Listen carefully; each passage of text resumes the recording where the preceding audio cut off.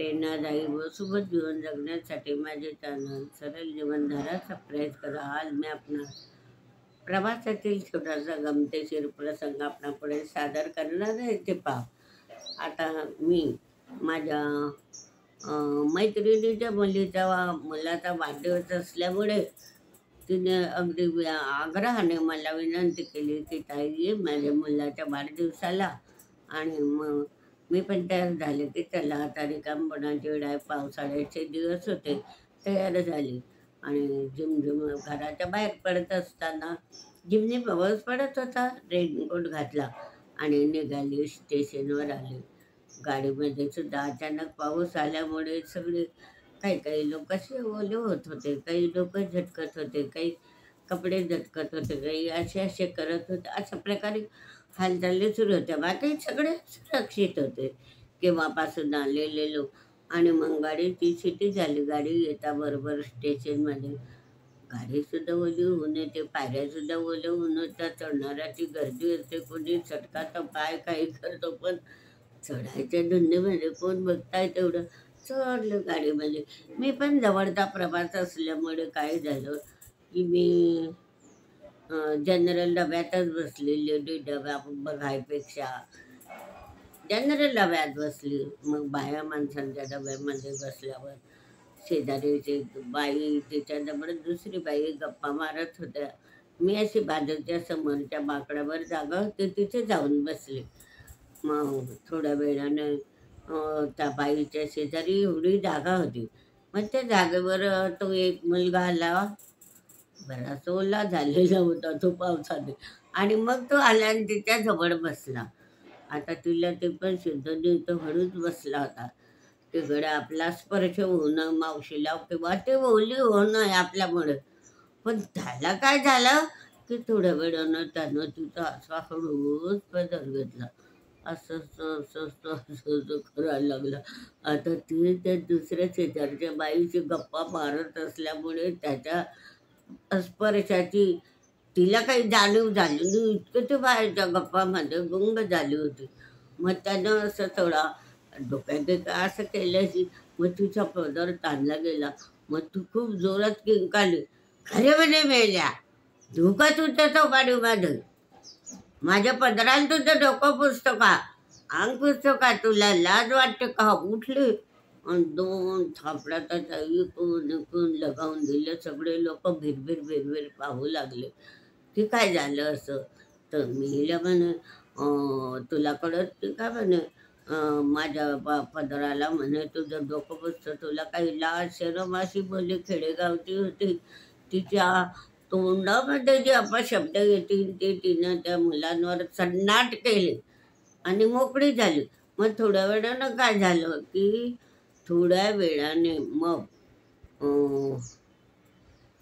एक दोन माणूस, जाऊ दे बाई तुझ्या मुला, हा म्हणे तुझ्या मुलासारखा आहे तर तुझ्या सदऱ्याला पुसू दे ना, तुझ्या पॅनले पुसू दे ना. असं त्या माणसावर सुद्धा ती उपडून पडली. तुझ्या मुलासारखा आहे तर पुसू दे म्हणे तुझ्या अंगाला. माझा मुलगा का माझ्या साडीला डोकं पुसलं असतं का म्हणे, त्याला असं वाटलं असतं की माझ्या आईला थंडी वाजीन किंवा माझी आई बोली होईल. तुला एवढं त्याचे किंवा मुलासारखा आहे तुझ्या सदऱ्याला पुसू दे ना म्हणे, तुला काय वाटेल तर बरोबर मी उफडलो. असं बराच वेळ चालू. त्याला मारहाण करायची, शिव्या गाड करायची. म्हणजे तिच्या तोंडामध्ये जे शब्द येतील अपशब्द ते त्याला काढत होती आणि बोलत होती. लोकसुद्धा आवरावर परत जाऊ द्या मावशी चूक झाली त्याच्याकडून, माफी माग रे, मावशीला माफी माग रे. माफी मागतं म्हणे मावशी माझ्याकडून चूक झाली. तरी ती बाई मानली नाही. माफी काय देवरी म्हणे, तुला तुला लाज वाटायला पाहिजे की बाई माणसाच्या पदराला साडीला हात कसा लावू, डोकं कसं पुजू. अशा प्रकारे अरे रामी इतका बराच वेळ चालली. 2-3 लोकांनी समजून घातली त्याची की जावं इथं काही बसू नको. ती बाई काही तुला इथे बसू देणार नाही. आणि तिची सारखं तोंडाचा रहाड सुरूच होतं. खूप खूप घाण शिव्या देत होते त्याला. आणि मग त्याला असं हळूच त्या लोकांनी जा म्हणे, आता तू पुढच्या डब्यात बसून जा म्हणे, आम्हाला बी कटकट होईल, तुला बी कटकट होईल आणि ते बाई पण जास्त चिडून जाईल म्हणे. म्हणून तू आता इथून उठ आमच्यापासून, दुसऱ्या डब्यात जा. मग त्यानं तसंच केलं.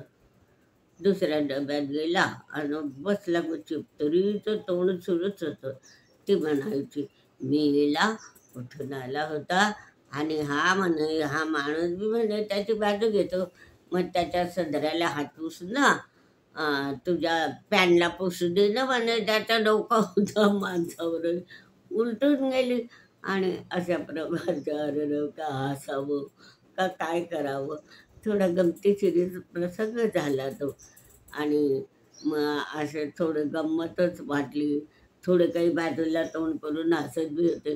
कारण हसलं तर ते सुद्धा ते गुरु पाहत होते ते लोकांकडे, माणसांकडे, की माझ्या याला पुसलं नाही हे हसतात.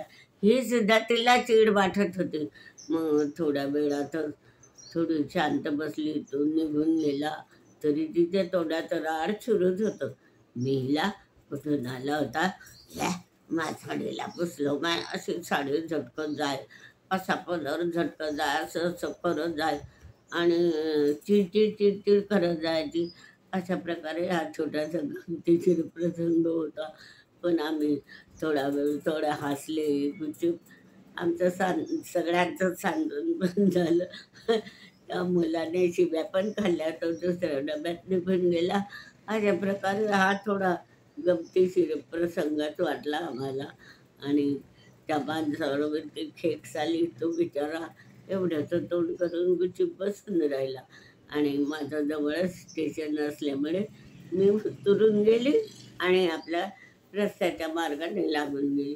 तर ती बाई ते कुठे जाणार होती, काय जाणार होती, पण तिचं वेडं वाकडं तोंड, खेडेगावची भाषा नऊवारी पातळ आणि तिचा बोलण्याचा सपाटा तो सारखा दिवसभर डोक्यातच घुमत होत होता आणि हसू पण येत होता.